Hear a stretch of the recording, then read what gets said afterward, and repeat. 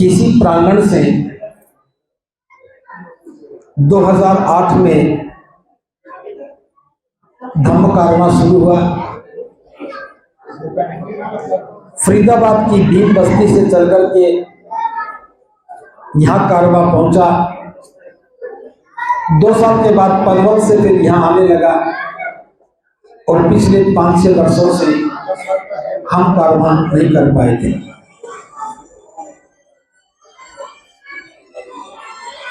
लेकिन अशोक विजयदशमी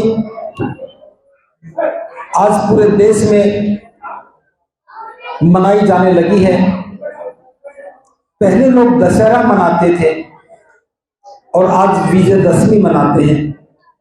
इन दोनों में अंतर क्या है, एक तो ये समझना है। दूसरी बात, इस पर्व के पीछे हमारा उद्देश्य क्या है, इस बात को भी जानना है।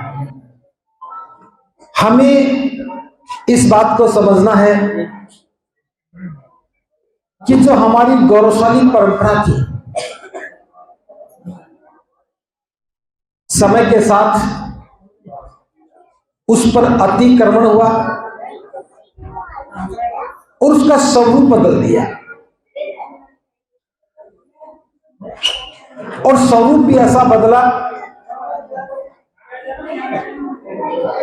कि बदले हुए स्वरूप में हम आनंद मनाने लगे।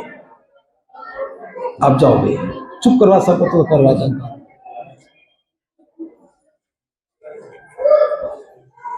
बदले हुए स्वरूप में हम आनंद मनाने लगे, अपना काम छोड़ दिया और दूसरों के काम के पीछे लग गए। एक बार सोचकर देखिए,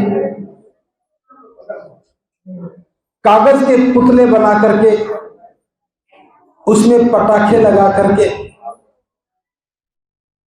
उस पर तीर चला करके आग लगा करके खुश होना, क्या यह मानवीय सभ्यता में किसी भी रूप में अच्छा लगता है? क्योंकि इसका प्रदर्शन भी हिंसक है, इसका प्रभाव भी हिंसक है और ये अमानवीय है। भला हम इस अमानवीय परंपरा को क्यों जिंदा रखें?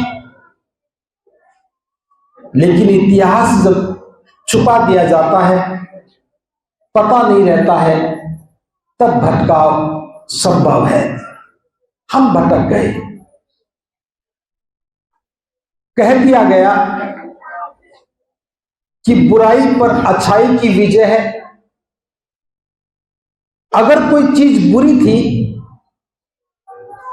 और अच्छी बात के लोग जीत गए, तो जीतने वालों को भी जीतने के बाद बुरा काम नहीं करना चाहिए।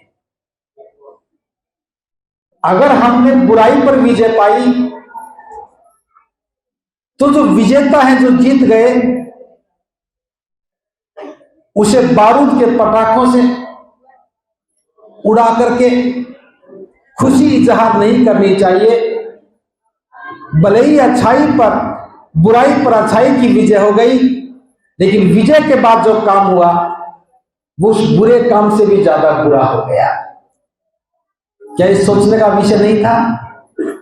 दूसरी बात, एक बार जो हुआ सो हुआ, हर बार उसको उसी रूप में मनाना बुराई को जिंदा रखने के अलावा कोई और मकसद नहीं हो सकता। तब बाबा साहब डॉक्टर अम्बेडकर ने हमें दोबारा से इतिहास के पन्नों में से उस बात को खोज करके निकाल करके दिया कि हमारा इतिहास अलग है। ये बुराई पर अच्छाई की विजय का पर्व नहीं है। ये पर्व अपने अंतःकरण पर विजय का पर्व है। अपने अंतःकरण पर। अपना अंतःकरण क्या है? जो हमारे मन में बुराइयां हैं, हम किसी के प्रति राग पैदा कर लेते हैं, हम किसी के प्रति ईर्ष्या और द्वेष पैदा कर लेते हैं, हम अपने मन में तृष्णा पैदा कर लेते हैं। जो हमारे मन के रोग हैं, दोष हैं, जिनसे आदमी कमजोर बनता है, डरता है, पतन की ओर जाता है। जब ये समझ में आ गई, सम्राट अशोक को समझ में आ गई, तो इन पर विजय पा लेना, अपने अंतःकरण पर विजय पाना था। और विजय पाने के साथ बुद्ध की शरण ग्रहण कर ली कि अब मैं इस राग द्वेष मोह लोभ से बाहर निकल करके मैं अपनी प्रजा के कल्याण के लिए काम करूंगा। तो सम्राट अशोक ने जब अपने अंतःकरण पर अपनी बुराइयों पर विजय पाई, उसके बाद जो उत्सव मना वो उत्सव मानव कल्याण का उत्सव था, लोगों के घर घर में बुद्ध का संदेश पहुंचाने का उत्सव था, पशु बलि नहीं देने की, जीव हिंसा रोकने के लिए और आम लोगों को न्याय देने का उत्सव था। एक मानवीय दृष्टिकोण के साथ जो परंपरा स्थापित की गई और उसका स्वरूप अमानवीय कर दिया, लेकिन हम समझ नहीं पाए। तो प्रबुद्ध उपासक उपासिकाओं, आज मैं 2 चरणों में बात करूंगा। पहला तो ये कि आज का पर्व क्या है, हमें क्यों मनाना चाहिए, कैसे मनाना चाहिए, और दूसरी बात ये कि हमें भविष्य में क्या करना चाहिए। तो पहली बात तो ये, इस देश के इतिहास में बहुत कुछ पढ़ाया जाता है, लेकिन सम्राट अशोक को नहीं पढ़ाया जाता। जो सम्राट हुआ, सम्राट अशोक से ज्यादा बड़ा विस्तार किसी भी राजा ने नहीं किया। काबुल गंधार तक, अफगानिस्तान तक, जहां तालिबान का शासन है, वहां तक सम्राट अशोक का शासन था। ये ब्रह्मा म्यांमार सब भारत के हिस्से थे। इतने बड़े भूभाग पर सम्राट अशोक ने अपना शासन स्थापित किया और युद्ध लड़ते लड़ते, जो आखिरी युद्ध था कलिंग का युद्ध था, युद्ध बड़ा भयंकर था। लगभग 1.5 से 2 लाख सैनिक मारे गए थे, हजारों घोड़े और हाथी मारे गए थे। लेकिन युद्ध तो युद्ध है, बिना किसी को मारे नहीं जीता जा सकता। जब कलिंग का राजा युद्ध में मारा गया, तब घोषणा कर दी गई कि कलिंग हार गया है, सम्राट अशोक युद्ध जीत गए हैं।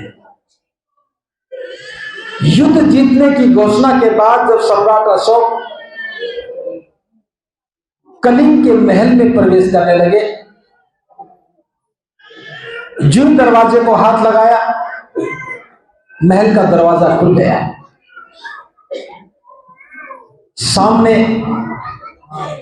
कलिंग की बेटी पद्मा हाथ में तलवार लिए खड़ी थी और पद्मा के साथ सैकड़ों महिलाएं भी हाथ में तलवार लिए खड़ी थी। सम्राट अशोक आगे बढ़ने से रुक गए। सम्राट अशोक ने कहा कि मेरा रास्ता खाली करो, यह युद्ध हम जीत चुके हैं, कलिंग का राजा मारा गया है, अब इस किले पर हमारा अधिकार है। तो कलिंग के राजा की बेटी पद्मा ने कहा, हे सम्राट, हम जानते हैं कि कलिंग का राजा युद्ध में मारा गया, हम ये भी जानते हैं कि कलिंग युद्ध में हार गया, लेकिन अभी युद्ध खत्म नहीं हुआ है। अगर इस किले पर अधिकार करना है तो फिर हमसे युद्ध लड़ना होगा। हमसे युद्ध लड़े बिना, हमें हराए बिना इस महल पर कब्जा नहीं होने देंगे। एक लड़की है, राजा की बेटी है, युद्ध अभ्यास रहा होगा। सम्राट अशोक ने कहा, मैं सम्राट हूं और कोई भी सम्राट महिलाओं और बच्चों पर तलवार नहीं चलाता है। मेरा रास्ता खाली करो, मैं ये युद्ध जीत चुका हूं। पद्मा ने कहा, हे सम्राट, आपका ये कहना कि मैं महिलाओं और बच्चों पर तलवार नहीं चलाता, ये आपकी कायरता है। युद्ध में महिला और पुरुष नहीं देखा जाता है, युद्ध युद्ध होता है। इस किले पर अधिकार करना है, किले पर कब्जा लेना है, तो फिर हमसे युद्ध करना ही होगा। जब तक मैं जीवित हूं, इस किले पर अधिकार नहीं करने दूंगी। सम्राट ने फिर कहा कि मेरा रास्ता खाली कर दो, हम महिलाओं पर तलवार नहीं उठाते, हमें मजबूर मत करो। पद्मा ने फिर कहा, महाराज आप गलत बोल रहे हो। युद्ध में जो लाखों लोग मरे हैं, जिस बहन का भाई मर गया, क्या उस बहन की गर्दन पर तलवार नहीं चली? जिस महिला का पति युद्ध में मारा गया, क्या उस महिला की गर्दन पर तलवार नहीं चली? जिस मां का बेटा युद्ध में मारा गया, क्या इस मां पर तलवार नहीं चली? जिस बच्चे का पिता मारा गया, क्या वो बच्चे पर तलवार चलाना नहीं है? हे सम्राट, किले पर कब्जा करना है तो मुझसे युद्ध करना होगा, मुझे बिना हराए युद्ध जीता हुआ नहीं जा सकता। सम्राट अशोक सोच में पड़ गए, किले पर कब्जा करूं तो ये लड़ना होगा, महिलाओं को मारना होगा, क्या करूं? सम्राट अशोक वहां से वापस हो लेते हैं। सोचते हैं, मैंने कितने युद्ध लड़े, किसी युद्ध को हारा नहीं, लेकिन आज ये कैसा युद्ध हो गया, जीत जाने के बाद भी मैं जीता नहीं। ये युद्ध जीत लेने के बाद भी मैं जीता हुआ नहीं हूं, क्योंकि युद्ध का परिणाम तो आ गया, लेकिन परिणाम के बाद किले पर जो कब्जा करना होता है मैं उसे नहीं कर पाया। क्या ये भी कोई जीत है? और यहां से सम्राट अशोक का मन बदलने लगा। कलिंग पर विजय पाने का कई बार प्रयास किया, सम्राट अशोक से पहले कई प्रयास हुए, लेकिन कलिंग को नहीं जीता जा सका था। लेकिन सम्राट अशोक ने एक बहुत मजबूती से युद्ध लड़ा और जीत गए। मन दुखी रहने लगा, रोते बिलखते लोगों को तो पहले भी देखा था, युद्ध में तड़पते हुए लोगों को तो पहले भी देखा था, युद्ध के बाद चीन कौओं के द्वारा नोच नोच कर खाने की घटना को तो पहले भी देखा था। लेकिन आज जो दृश्य देख रहे थे उससे मन द्रवित हो रहा था। काफी दिनों के बाद एक घटना घटी। सम्राट अशोक अपने महल पर टहलकदमी कर रहे थे। महल के बिल्कुल नजदीक से एक बाल भिक्षु, जिसका नाम निग्रोध था, वैसे वो सम्राट अशोक के परिवार से ही था।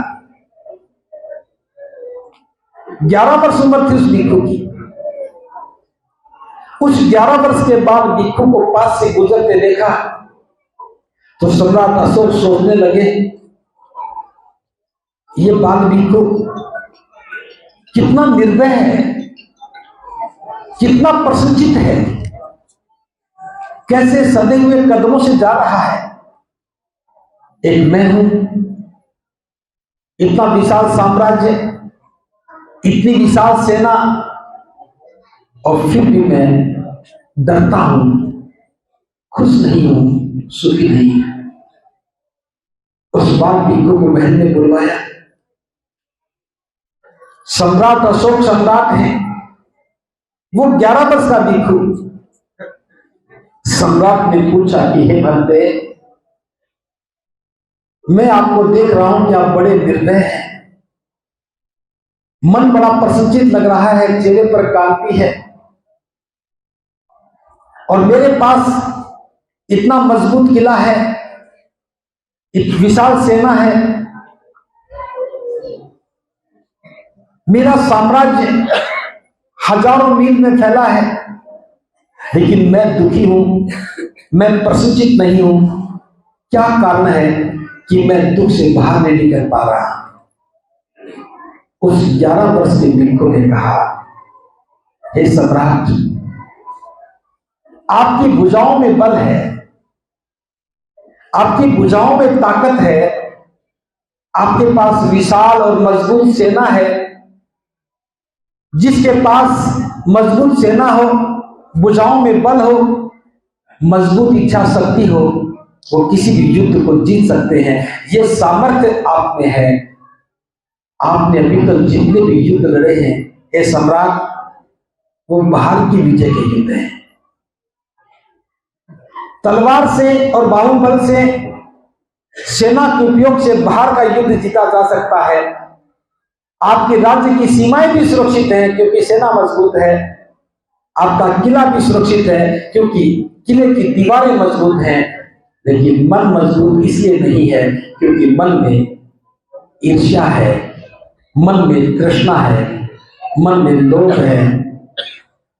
जब तक आप अपने मन के विकारों पर विजय नहीं पाएंगे, ये खुशी नहीं आ सकती। एक बात में ही सम्राट अशोक को समझ में आ गया। पूछा, हे बनते, तो मैं अंतःकरण पर विजय कैसे पा सकता हूं? तो भिक्षु कहता है, हे सम्राट, मेरी उम्र मात्र 11 वर्ष है, मैं ज्यादा कुछ नहीं जानता। अगर आपको ज्यादा जानना है तो मेरे आचार्य से मिलो। ये कहा तो सम्राट अशोक उन भिक्षु के आचार्य के पास गए जिनका नाम उपगुप्त था। उन्होंने सम्राट अशोक को समझाया और समझ में आते ही सम्राट अशोक ने निर्णय कर लिया कि अब मैं बुद्ध की शरण जाऊंगा और मुझे जाना चाहिए। तो जिस दिन सम्राट अशोक बुद्ध की शरण में गए, वह आज ही का दिन था। 2200 वर्ष पहले की घटना है। 10वीं का दिन था जब उपगुप्त के माध्यम से भिक्षु उपगुप्त ने उन्हें दीक्षा दी। तब एक घोषणा की गई। सम्राट अशोक ने घोषणा की कि आज मैंने अपने अंतःकरण पर विजय प्राप्त कर ली है।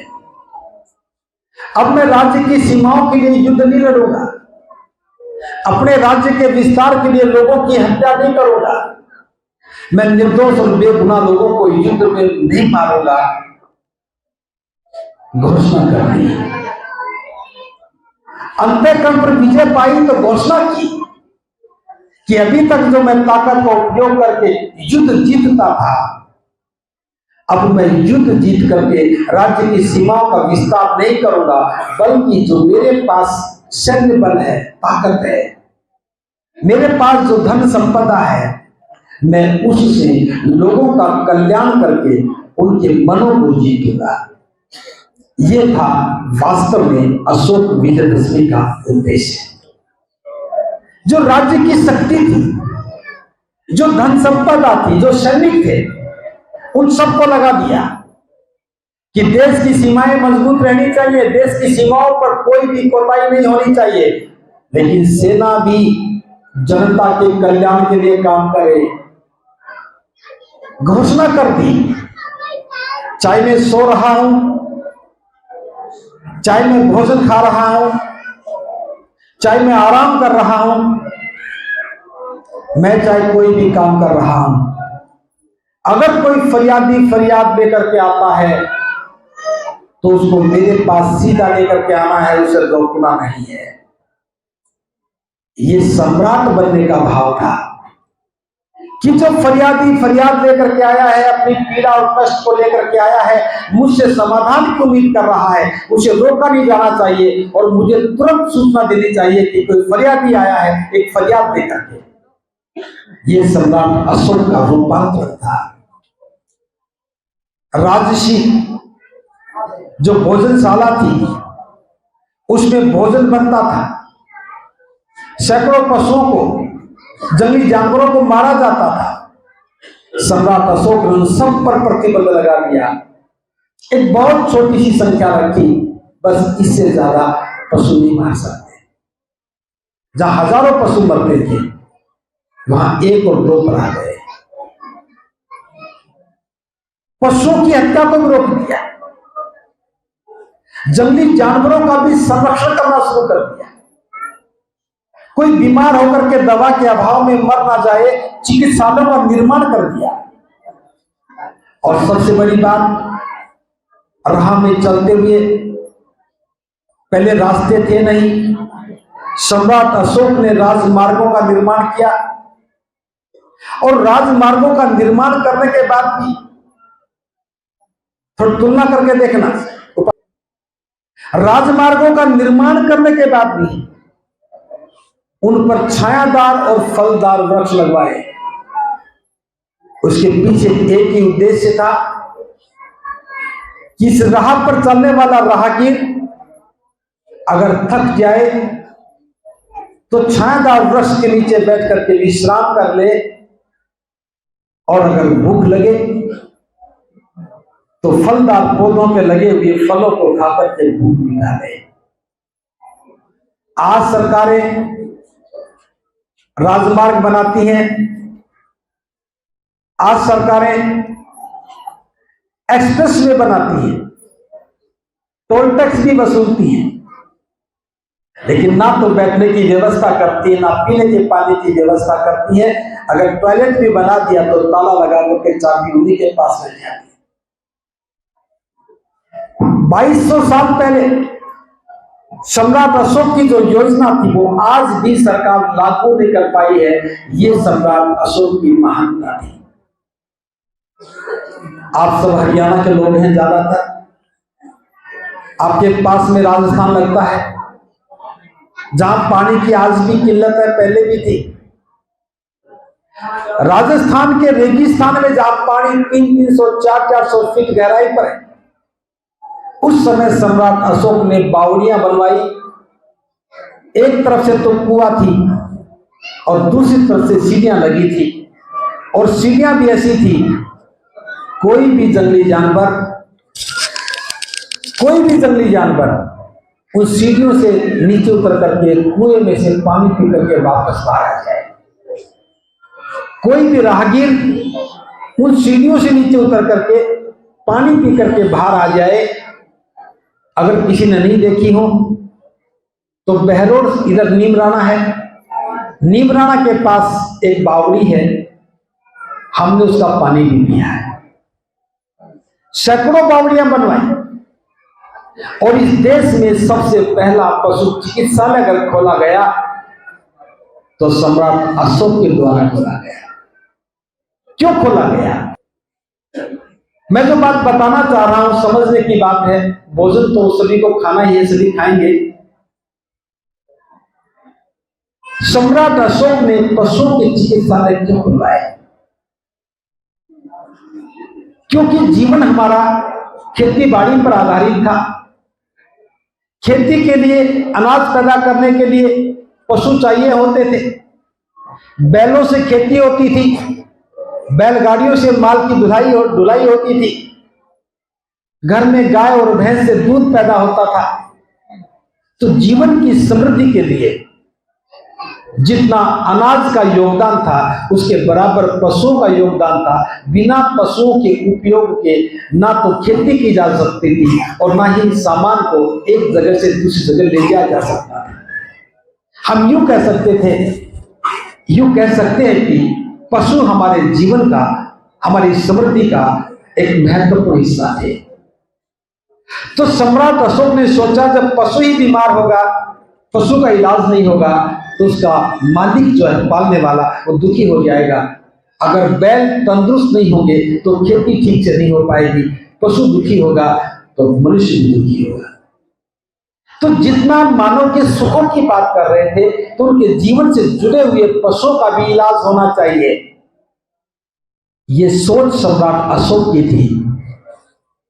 तो सम्राट अशोक ने न केवल प्रजा के दिलों पर शासन करने की बात कही, उस प्रजा के साथ जुड़े हुए पशुओं का जीवन भी सुंदर हो जाए, सुखी हो जाए, वो भी बीमारी का शिकार होकर के ना मरे, ऐसी व्यवस्था सबसे पहले सम्राट अशोक ने की। न्याय की व्यवस्था सम्राट अशोक ने दी।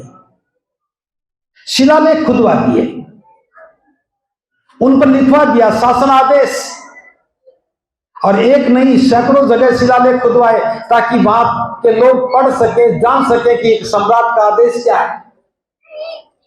और जब बुद्ध की शरण में गए तो इतना बड़ा काम किया, जहां जहां जो छोटे राजा राज करते थे, जहां जहां जो छोटे रजवाड़े थे, उन सबको आदेश कर दिया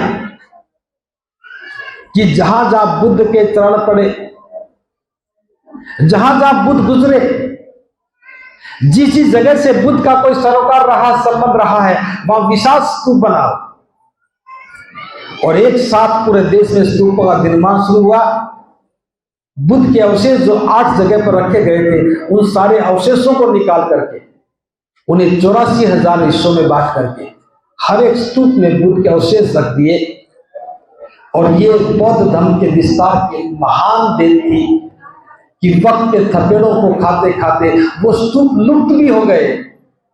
आज भी जमीन को खोदते हैं तो स्तूप निकल के आता है और हमें बुद्ध के गौरवशाली अतीत का पता चलता है। एक और बहुत महत्वपूर्ण बात, सम्राट अशोक ने बहुत सारे काम किए, जनता के कल्याण के बहुत काम किए, भिक्षुओं को भी सुख सुविधा देने के लिए बहुत काम किए। बड़े पैमाने पर सम्राट अशोक ने दान दिया। एक दिन देखा कि जो भिक्षु, बौद्ध भिक्षु जिनका काम धर्म प्रचार करना है, लोगों के कल्याण के लिए काम करना है, वे आलसी हो गए, विलासिता का जीवन जीने लगे और बहुत सारे नकली भिक्षु बन गए जो दान के लिए केवल पहनते हैं, लोगों को गुमराह करते हैं। सम्राट अशोक ने भिक्षुओं को साफ करने का काम किया।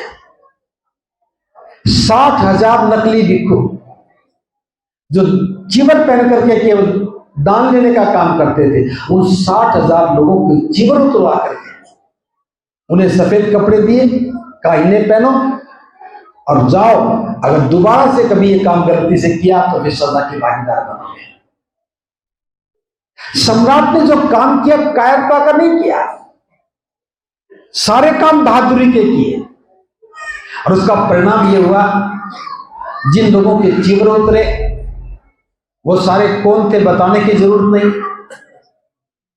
जिनको सदियों से मुफ्त में खाने की आदत थी वही लोग थे और वे स्वाभाविक रूप से बौद्ध धर्म के भी और सम्राट अशोक के भी विरोधी बन गए। और उसका परिणाम यह रहा कि उनके वंशज आज भी जब इन बातों को देखते हैं तो सम्राट अशोक को पढ़ाने में अपनी तौहीन समझते हैं। समझ बात आई? सम्राट अशोक का कोई ऐसा काम नहीं है जो अमानवीय हो। जब तक वो सम्राट नहीं थे तब तक की बात अलग है, लेकिन जब वो बुद्ध की शरण में गए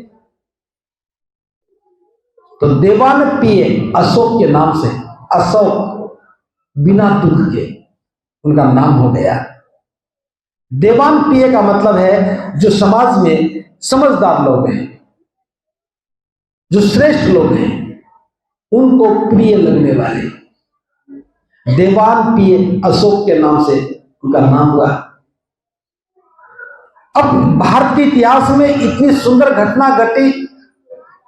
एक सम्राट हो जाना बड़ी बात थी, सम्राट होने के साथ समाज के लिए, जनता के कल्याण के लिए काम करना और बड़ी बात थी।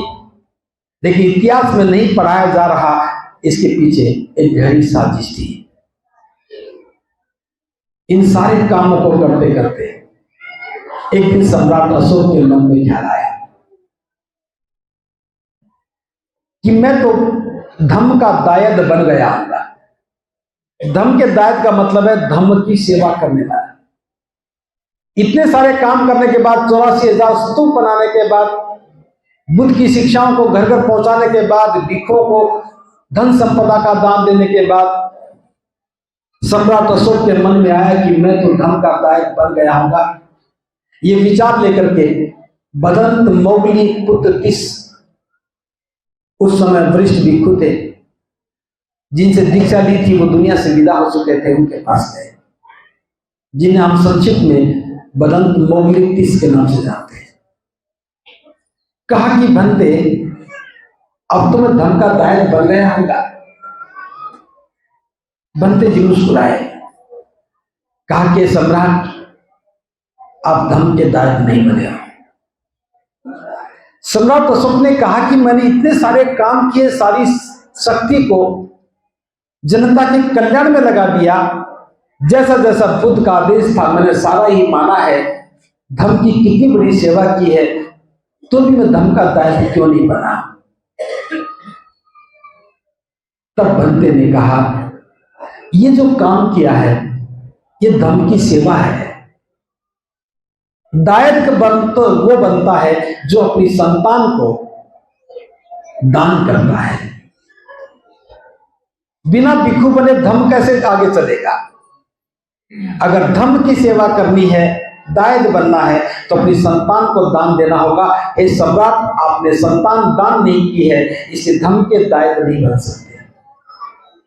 ये बात सुनी तो सम्राट दुखी हुए, वापस आ गए, चिंतन मनन करने लगे कि मैं धर्म का दायक कैसे बन सकता हूं। एक सम्राट अपनी संतान को कैसे भिक्षु बनने के लिए दे सकते। हर व्यक्ति सोचता है कि मेरा बेटा राजा बने, हर राजा यही सोचता है कि मेरा बेटा राजा बने। उसी सोच विचार में उनका बेटा महेंद्र उनके पास आया, कहा कि हे पिताजी, मैं भिक्षु बनना चाहता हूं, मुझे अनुमति प्रदान करो। सम्राट अशोक को लगा कि ये कैसे हो गया। पूछा कि हे पुत्र, तुमने पहले तो कभी जिक्र नहीं किया, तो ये बात मन में कैसे आई कि तुमने भिक्षु बनने का निर्णय किया। उसने कहा कि मैंने बनते जी और आपके बीच में हुए संवाद को सुना है। आपकी इच्छा थी कि आप धर्म के दायक बनो, और बनते जी ने कहा संतान का दान दिए बिना धर्म का दायक नहीं बना जा सकता। तो ये मेरा फर्ज बनता है, एक पुत्र का फर्ज बनता है अपने पिता को धर्म का दायक बनाने के लिए। अगर ये करना पड़े तो कुछ भी बात नहीं है। हे पिता, आप मुझे अनुमति दो ताकि मैं भिक्षु बन करके आपको धर्म का दायक बनने का गौरव दिला सकूं। सम्राट अशोक ने कहा कि जैसा चाहते हो वैसा करो। कितनी अद्भुत घटना है। विचार विमर्श नहीं है, परिस्थितियां बन रही हैं, एक दूसरे के मन की भावनाओं को समझने का काम हो रहा है। जब यह घटना घटी, उनकी बहन को पता लगा, जिसका नाम संगमिता था, संगमित्रा नहीं, संगमिता। हम हिंदी में संगमित्रा बोल देते हैं, एक्चुअल में ये संगमिता, संगमिता, संग के प्रति मैत्री करने वाले। संगमिता आई कि हे पिताजी, मुझे भी अनुमति दो, मैं भी भिक्षुणी बनना चाहती हूं। तो यही बात सम्राट अशोक ने उनसे पूछी कि बेटी, तुम्हारे मन में विचार कैसे आया। तो उसने कहा कि मैंने मेरे पिता और भाई के बीच के इस संवाद को सुना है। जब मेरा भाई अपने पिता को धर्म का दायक बनाने के लिए काम आ सकता है, तो एक बेटी होते हुए क्या मैं अपने पिता को धर्म का दायक बनाने का कार्य नहीं कर सकती। सम्राट अशोक ने कहा कि तुम्हारे पास तो छोटा सा बच्चा है, उसकी परवरिश कौन करेगा।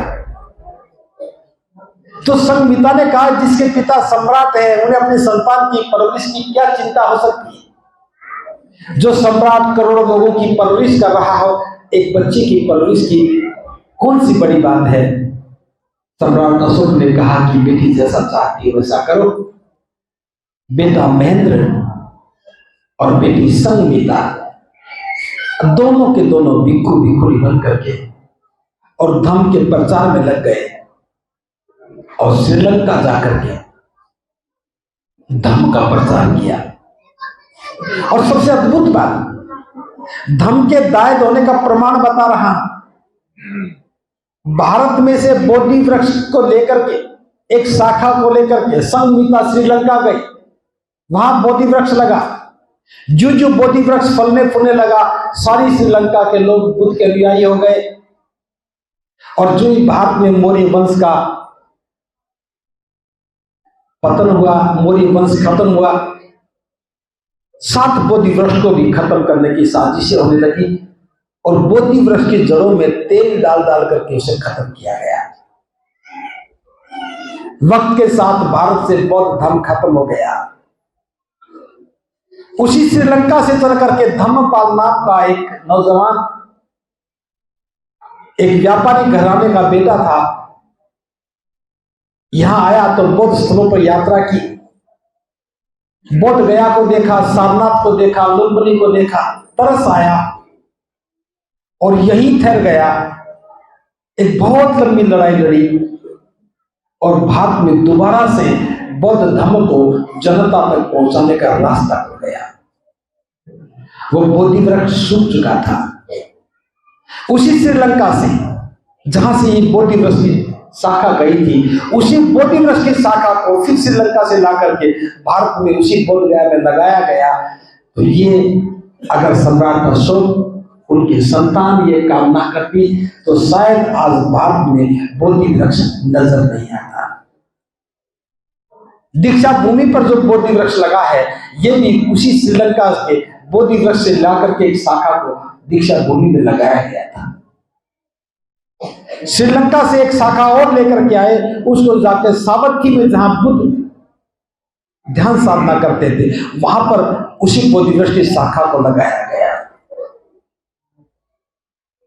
2300 साल पहले, 2200 साल पहले जो धम्म की सेवा का काम हुआ, आज भी अगर भारत में बौद्ध धम्म दिखता है तो उस हर एक दृश्य पर सम्राट अशोक का नाम लिखा है। ये सारे स्तूप भारत को बौद्ध में होने की गवाही दे रहे हैं। सम्राट अशोक के द्वारा किए गए बड़े बड़े निर्माण बौद्ध में भारत की गवाही दे रहे हैं। आज श्रीलंका की बात छोड़ भी दी जाए, दुनिया के 45 देशों में बौद्ध साम्राज्य है और दुनिया के हर देश में बुद्ध को मानने वाले लोग हैं। तो जिस महान सम्राट ने इतना बड़ा काम किया हो, जिस महान सम्राट ने हमारी विरासत को संजो के रखा हो, जिस महान सम्राट ने 2200 वर्षों के बाद भी भारत में धर्म के प्रचार को गति देने का काम किया हो, उनके प्रति हमारा दायित्व बनता है कि हम उनके जीवन संघर्ष को, उनके किए गए कामों को इस अशोक विजयदशमी के पर्व के रूप में मना करके जन जन तक पहुंचाने का काम करना चाहिए। और ये बात बतानी चाहिए, अच्छाई पर अगर बुराई पर अच्छाई की विजय है तो काम बुराई का नहीं होना चाहिए। हमें जन कल्याण के लिए एक दूसरे से करुणा मैत्री का व्यवहार करते हुए काम करना चाहिए।